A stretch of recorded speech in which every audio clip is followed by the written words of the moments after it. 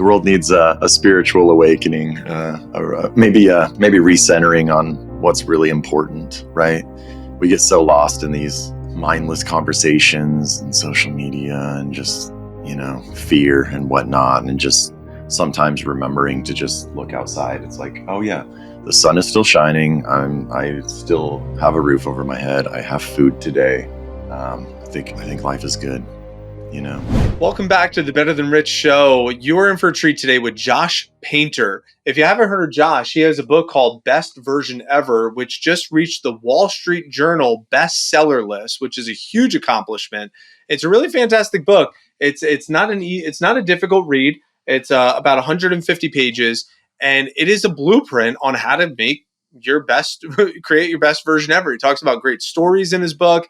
He talks about just going back to some of the old gurus and how, stories that they tell, the best practices, implementable tools that you could use. But during this conversation, specifically with Josh, we ask him some of the hard-hitting questions of like having a child at an early age and navigating through how to create over $1 billion in real estate over the course of his time working in the real estate industry, and how he was getting into those slums of not wanting to get off the couch and struggling with addictions early in life. It's a really great conversation. Again, if you haven't heard of Josh, he has the Best Version Ever community, and he's helping tons and tons of people all across the world crush their goals and reach their full potential in all areas of life. This isn't just cool foo-foo stuff. We really dig into some strategy, and you'll notice Josh has one of the most low-key demeanors and chill personalities that we've ever had on the Better Than Rich show. So get ready for another great episode with Josh Painter.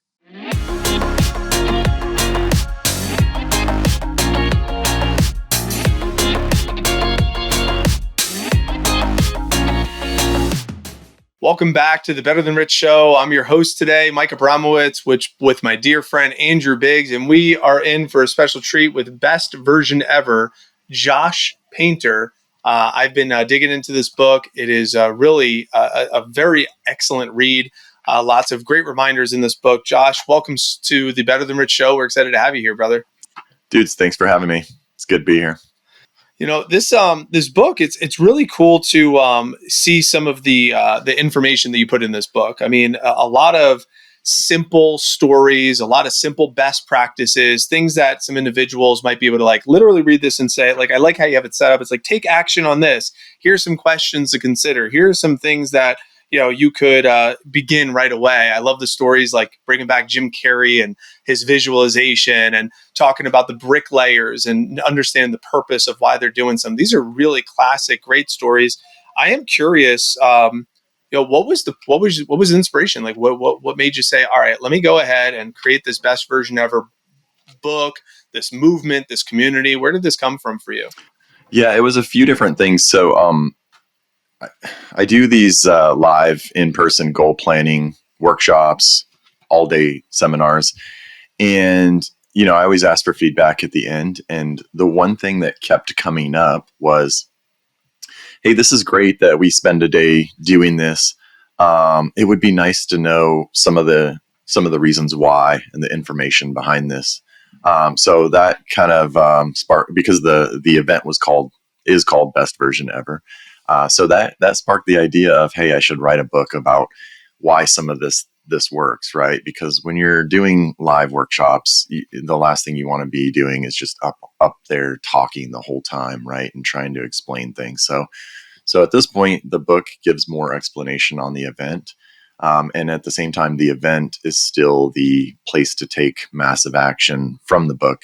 And then the second reason is, quite honestly, I was just kind of got tired of recommending 5 to 10 different books or 15 on different subjects. And I thought, why don't I write the one book that I could just kind of hand out most of the time that has the information I would want to pass on.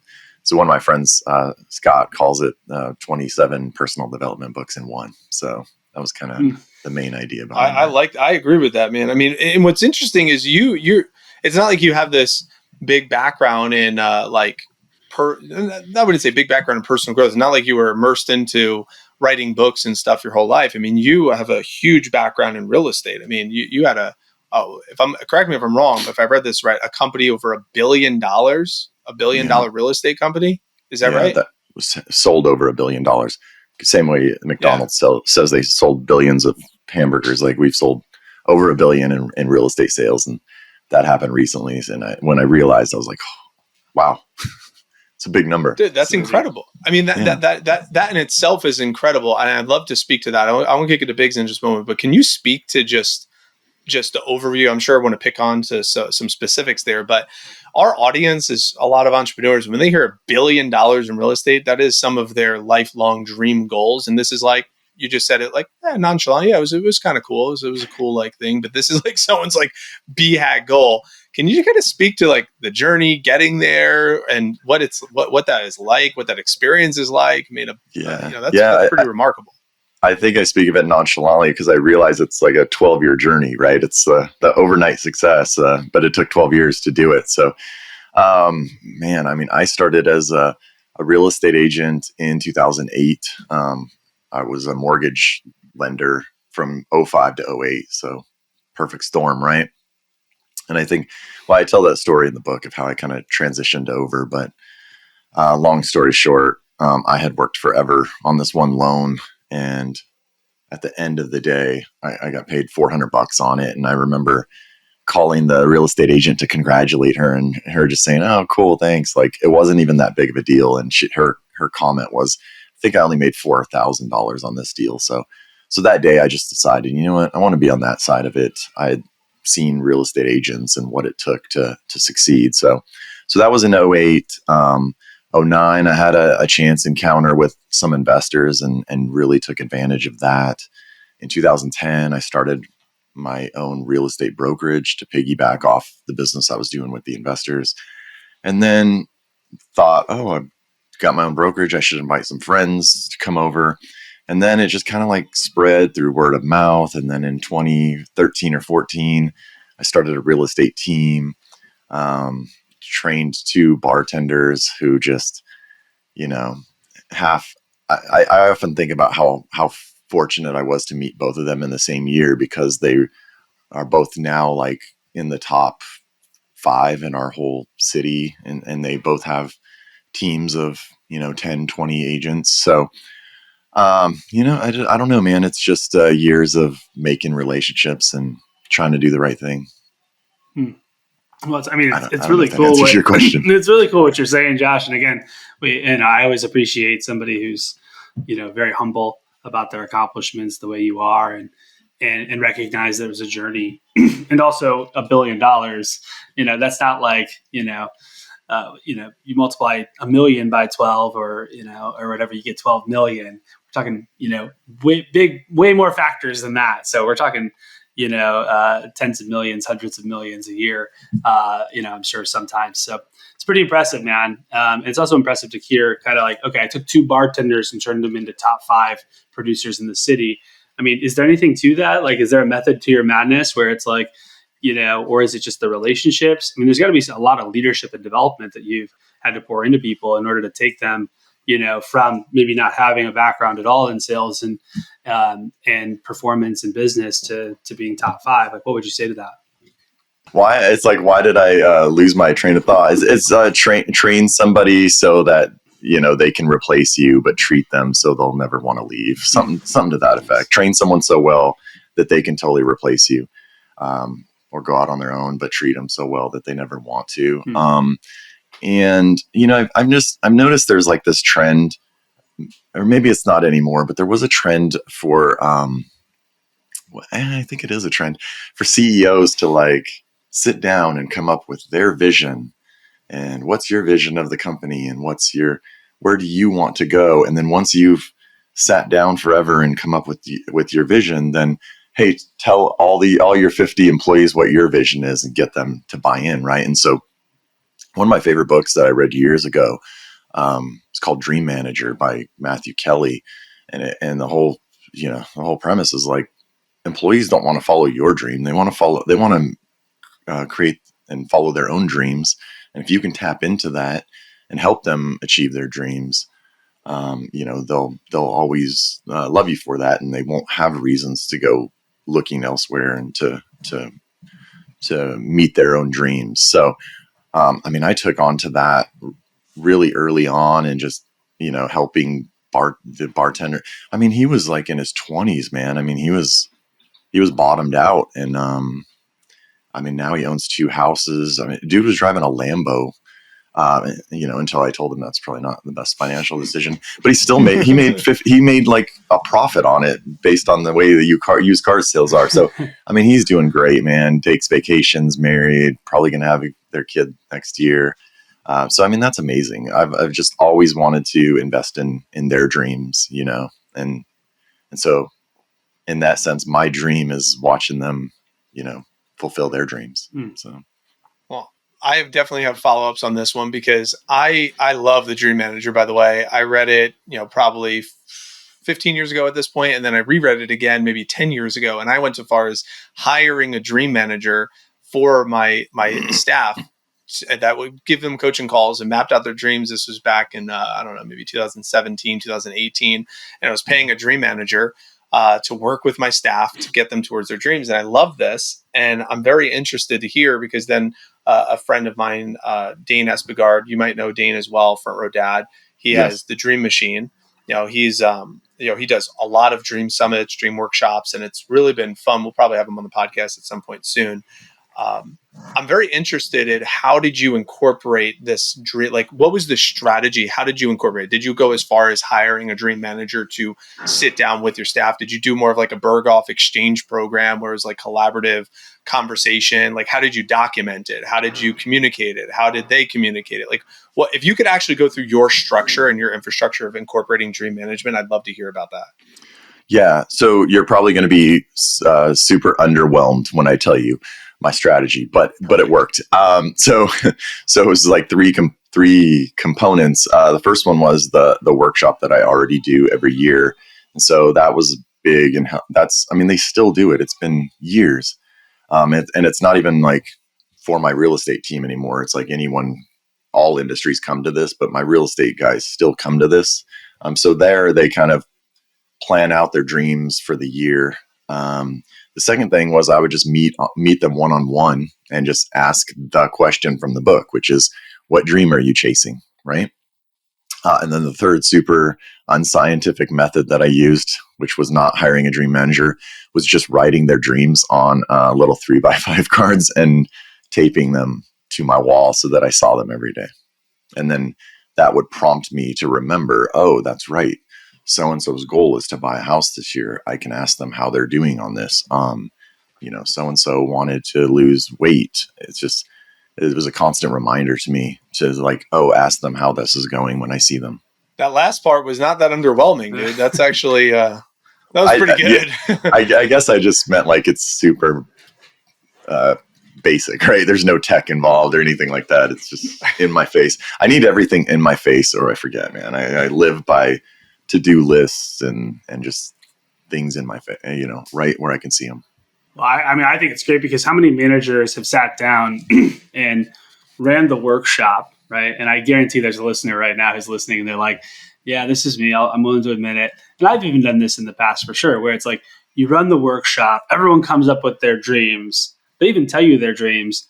And then you don't even ask about it, for the next 6 months, 12 months, right? And it's like, oh yeah, wasn't one of your dreams this year to do this? How did we do on that? And it's like, we didn't do anything, nothing happened.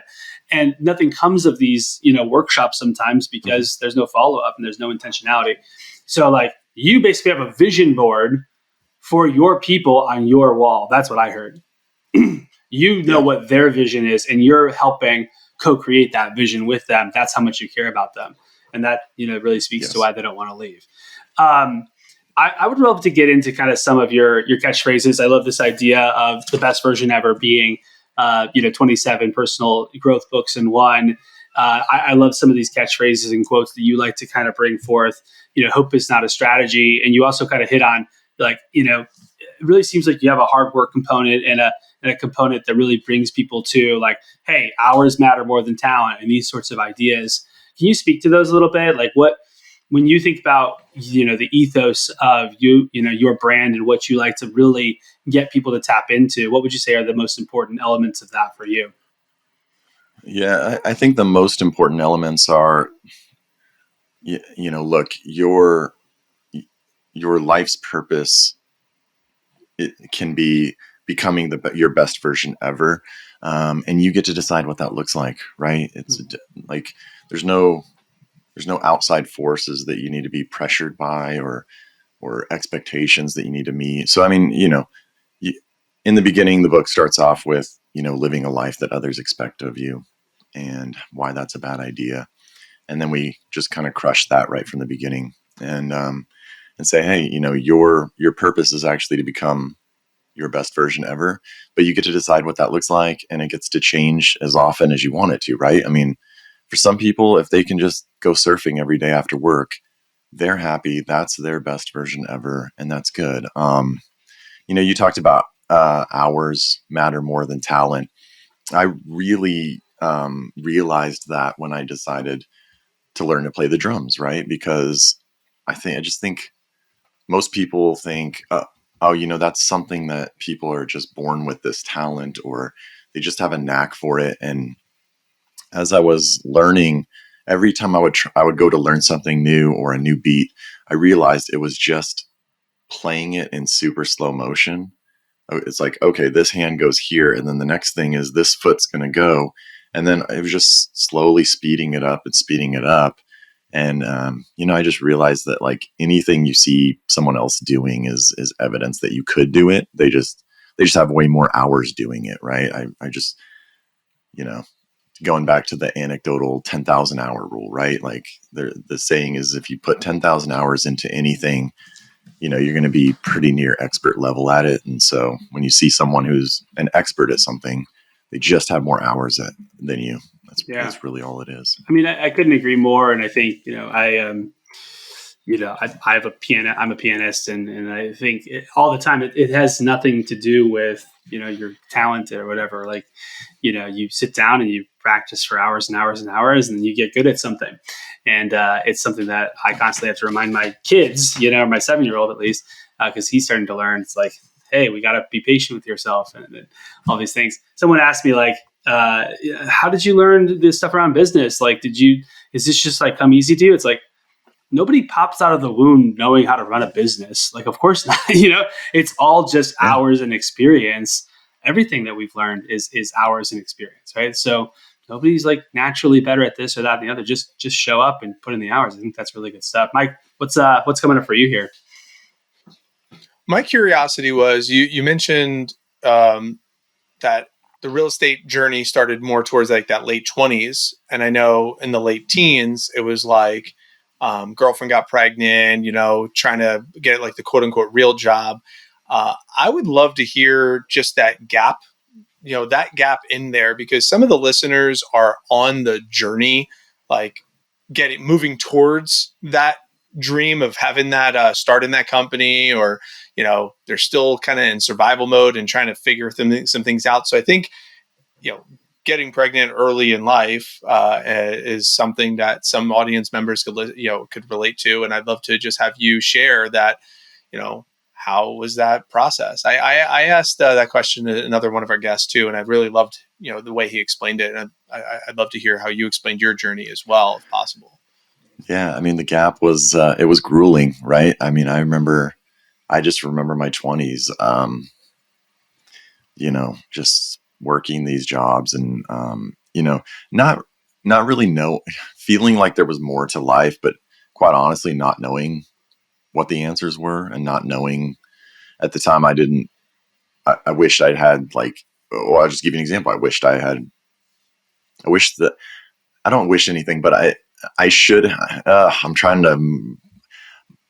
wish that I had access to, like, the book that I wrote right now, right? Like, that kind of information. I didn't have any kind of like personal development type things in my life. It wasn't until, I mean, dude, I just like just worked away. And then, I just remember turning 30, and thinking, if I don't do anything different, like, before I know it, I'm going to wake up and I'll be 40 and another 10 years have gone by. Right. And so, the pain of staying the same has to be more painful than the fear of change. And that's what happened. Right. I just decided, like, can't do this anymore.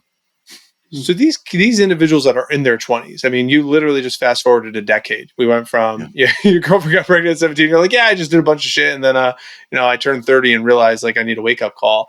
Some of these individuals, like some of the people listening, they have their parents have kids that are in their late teens, early 20s, or someone's listening and they are in their early 20s, and I don't want to skip this where we give them permission. It's like, yeah, your 20s don't matter. You can fuck up all you want, and then you could get 30 and have a wake up call.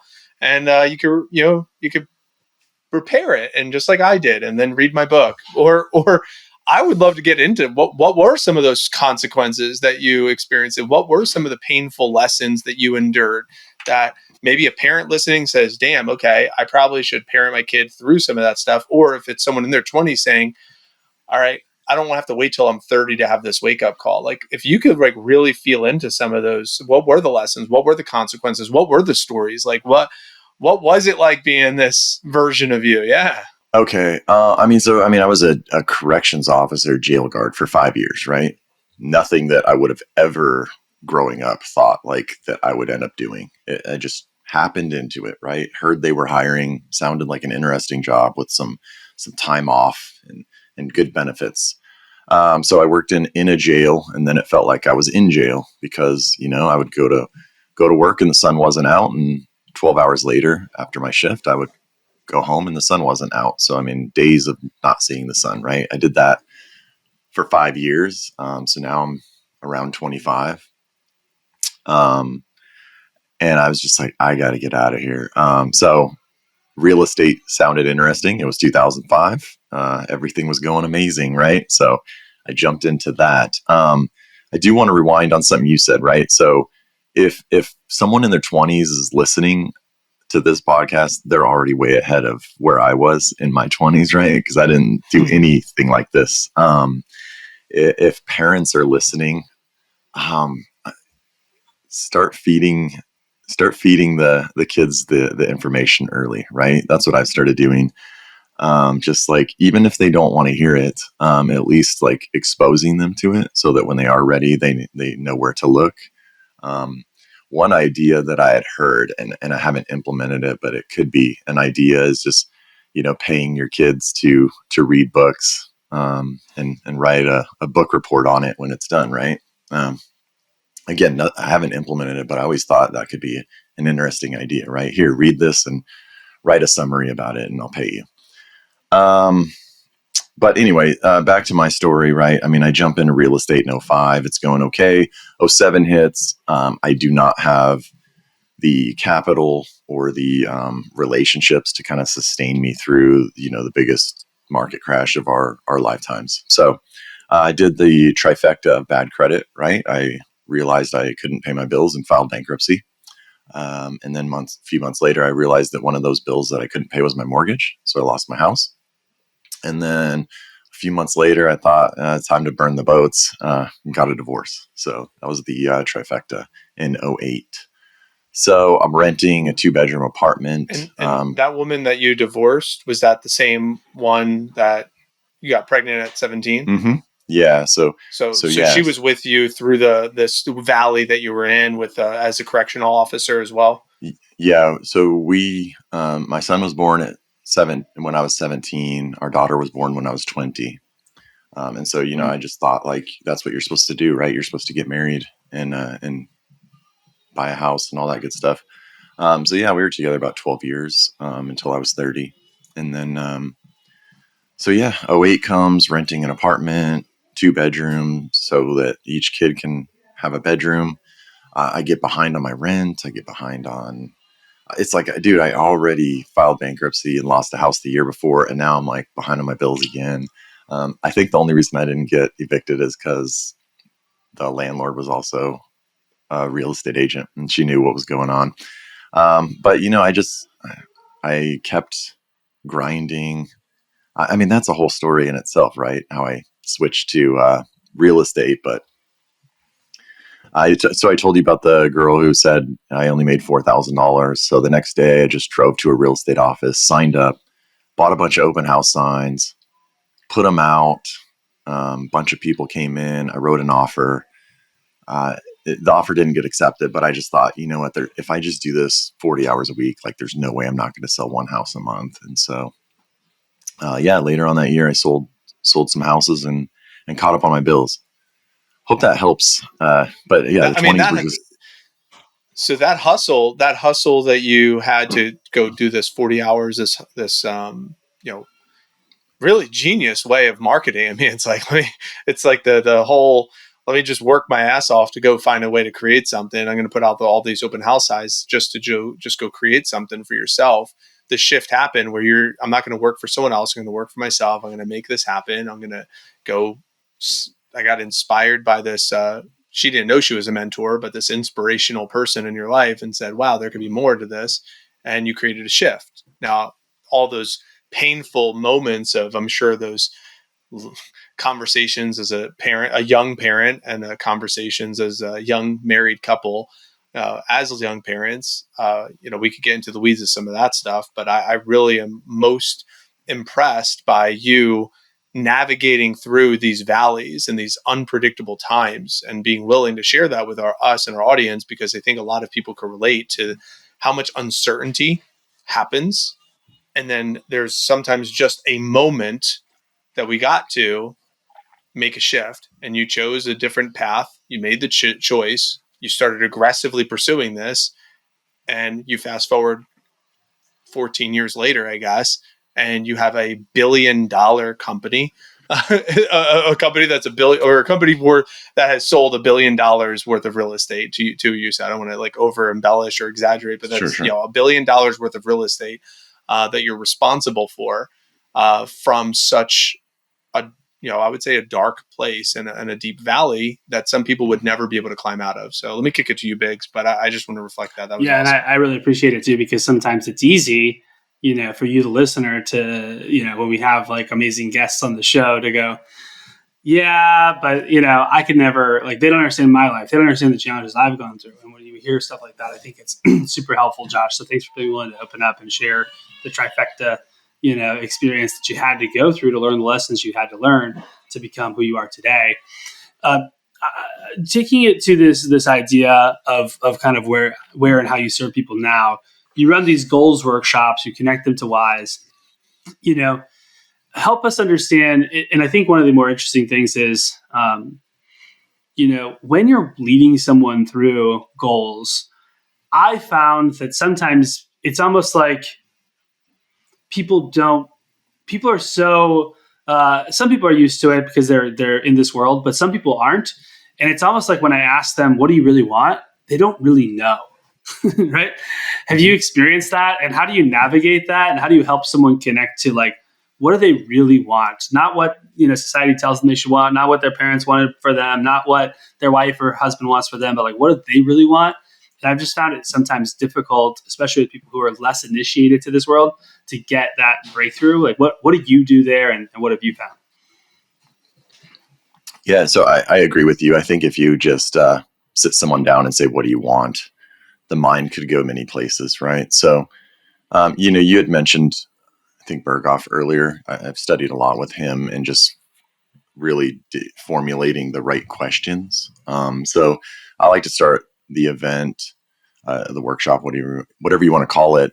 We start by just talking about things that you can control and things you can't control. And people quickly realize that they have control over themselves and nothing else. You don't have any control over outside forces or other people. The next thing we do is questions that kind of ground them in their strengths and in the present and where they've really excelled in the past. And then we do some journaling about kind of what they want their future to look like with some pointed questions. Then we do a visualization where we take them through their life, and we even take them towards the end of their life and asking them what they want to see. And usually that ends up being most people's favorite part. And then by the time we've gone through all that, from there, the goal setting just seems to kind of flow and happen effortlessly once they've gone through all of that. So that's how I do it. That's awesome. And I think what I'm hearing there, and like the meta, kind of takeaway from my side, is when you're connected to a vision, and you're also feeling the emotions, right? Because if you do a visualization and then you take someone to the end of their life and they're sitting kind of, quote unquote, in their rocking chair on the front porch, looking at the grandkids running around and they're, what kind of cars in the driveway, what's the house look like, what are the relationships like, what's the quality of energy around the dinner table, and you actually have them really connect to that. Better answers, right, are going to come forth. So this is just like really, really 100%. good stuff in terms of like a playbook where if you are struggling, you're probably listening to this. It's probably early in 2023 as you're listening to this. And, now's a great time to think about what are you going to accomplish this year, right? And if you haven't gotten great answers or it's been kind of wishy-washy, take some of the lessons that Josh has given us and, put them to work there. But this is awesome. Yeah, and I know in the book you break down SMART goals. You break down a lot of these good question asking that you can. I really love the little section. It was a small section about the taking a helicopter trip. Where was it? Belize, if I remember correctly. Yeah. So You want me it to was a tell little bit that? of adventure there. Yeah. I mean, if you want to tell the story, I was like, man, that was pretty fun. pretty I want to badass. go. So I'd love for you to tell a story where I was getting to. I'll get to the end, and then I would love for you to riff on that. But I'm sure that inspiration came from doing your own like SMART goals activities. And what I would love to have you riff on is what are some of the cool shit that you and some of your audience and the clients that you've had and people you serve. Maybe you can go on a whole rant of all the really cool stuff that some boxes that you've seen get checked. Like we've already heard about the Lambo. Now you're going to tell us about a helicopter trip in Belize. I would love to hear and maybe inspire some listeners of like, hey, here's a bunch of like cool things that I've witnessed or I've experienced because I set SMART goals and I followed this best version ever blueprint. Yeah. And yes, I want to hear that story. No, totally. So, I mean, the whole point of the Belize helicopter story was, sometimes we set goals and then we don't, we set goals because we think that that's the goal we want to set, or we think that that would be a cool goal or that others expect from us. But when you really take, the SMART framework and ask, is this relevant to me? I was flying in a helicopter over the Great Blue Hole in Belize, and I just thought, okay, this is amazing. My goal next year is going to be to get my helicopter pilot's license. I want to do this a lot, right? So, and I'm a big fan of taking massive action and immediate action. That's one of the things we do at my events. But that day, or maybe right when I got home, I contacted a school in San Diego where you can get a helicopter pilot's license. Took an introductory flight. Was like, this is amazing. I'm all in, right? And then it's like, okay, what does this look like? Well, it's going to be 4 years of school. Oof. I'm already almost out. But then talking, it's like, never mind. So, okay, 4 years of school. I could probably swing that. Let's see. And the school's $60,000. Oof. Okay. And then it was like, the kicker was like, okay, then what do you do? Well, you can rent a helicopter to use for thousands of dollars every time you want to use it. Or you could buy one for $100,000 to $200,000. And so, at the end of the day, I had to ask, is this really relevant to me at my time in life, right? Am I going to spend $250,000 getting a license and buying a helicopter, or $100,000 getting a license and renting a helicopter? Or could I just take that money and pay a helicopter pilot to fly me in a helicopter whenever I get the itch? So the goal wasn't relevant to me in my place in life. And I can tell you, I haven't been in a helicopter since. And so what is that, like 5 years? So that's how we use that to break down, like, is this really relevant to you, or does it just sound awesome? And then anyway, that's the story on that. Getting back to what you had asked, what the goals that I've seen people achieve. My favorite one so far is, a year ago in December, I was doing an event in Southern California, and after the initial questions and the visualization, my friend Rob stands up and he says, I realized it's time to start a family. And you should have seen his fiance. She kind of looks at him and was like, oh, this is happening. So that was in December. In February, he comes home. There's a box on the table. He opens the box, and on the note it says, "Congratulations on crushing all your goals for this year." And underneath is a positive pregnancy test. They just had their daughter a few months ago, and he says that was from the event, and which I find amazing. I don't know how I'll ever top that story. One of the ladies at the event called her boss and said, "Hey, I'm going to start working part-time right now because I need to follow my dream." Weight loss is a big one. We had a lady from last year's event. She lost 50 pounds this year. And then just, generally speaking, people have bought houses, started new careers, ended toxic relationships, began new relationships, right? So yeah, crushed sales goals. I remember a few years back, one of the agents wanted to sell 40 homes. That was his goal. He sold 140 last year. So yeah. Wow. That's great. Yeah, that's inspiring. I mean, the ability of a human spirit is sometimes incredible when someone chooses to tap into it. What oftentimes is they need that little reminder of what's possible by hearing stories like what you just shared, and they also need the framework, which is what you laid out in the best version ever, which is fantastic. And I love that you've taken on that responsibility to share that with others. I know you also started a charity as well. Is that recent? Is that a recent project that you started? That would have been around 2017. But I remember waking up all my stories started on my birthday. But I was 38 and I just was thinking like, okay, I started reflecting as I was getting closer to 40. And I thought, okay, if you died early, what would they say about you? Oh, he was a good real estate agent, and that just, for me, that wasn't good enough. I just wanted to impact the world outside of real estate. So, we started an organization locally where we would, have a few charities come and speak, and everyone would contribute, and it was winner take all. So, at these events, we would instantly raise 10 to 20 grand for a local charity that needed help, and ended up raising hundreds of thousands of dollars before COVID. So, yeah. It's a little slower nowadays because charities, we're finding that charities have gone out of business, and it's interesting because that was the exact reason we started this. It's like, there's X amount of charities in the U.S. and every day, hundreds go out of business, and it's not because they're not doing good things. It's because their message isn't out there and nobody knows about them. So our platform was to get exposure to charities that no one had heard of. So yeah. And I'll kick it to Biggs after this class question. I'm like leading here, but I apologize if you had something on your mind, Andrew. But dude, you're good. You're good.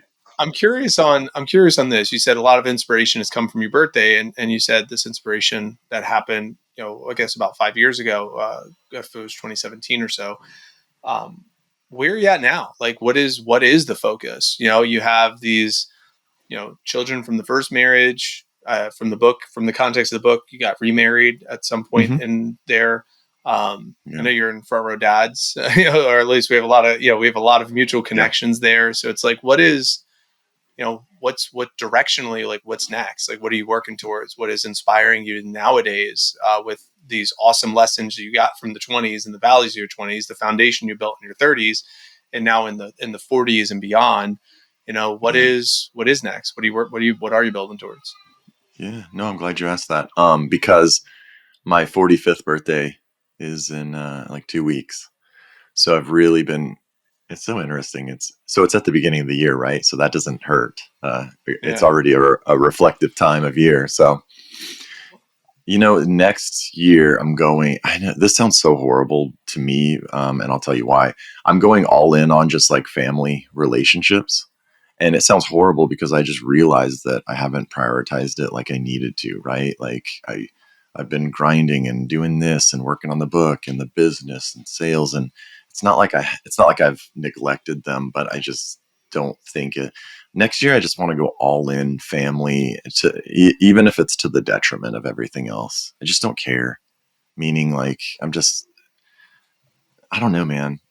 I remember being in my 30s and 40s seemed so far away. And now that I'm about to turn 45, like my 40th birthday feels like yesterday.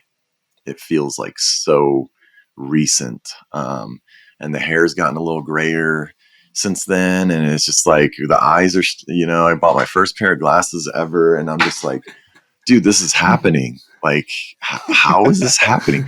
40 hits different, man. It just hits so different. And so I'm just, like next year, it's like all my goals, they're just going to, not all, but my primary focus is going to be like family I would love to relationships. feel into that a little bit. When you say family, is it like mom and dad, brothers, sisters, aunts, uncles? Is it kids? Is it wife? Is it, like if you could get even more clear of like directionally, what are those experiences? Who are those people? What are, who are the people and what are the experiences that you're like, all right, I want to strengthen these relationships with these people. And this is how I envision us doing that. Yeah. My wife, my 2 kids, I have a niece and a goddaughter who, I treat as my 3rd and 4th children. So, and then my goddaughter's parents, of course, are our great friends. My parents nearby, and my mother-in-law. I love my mother-in-law.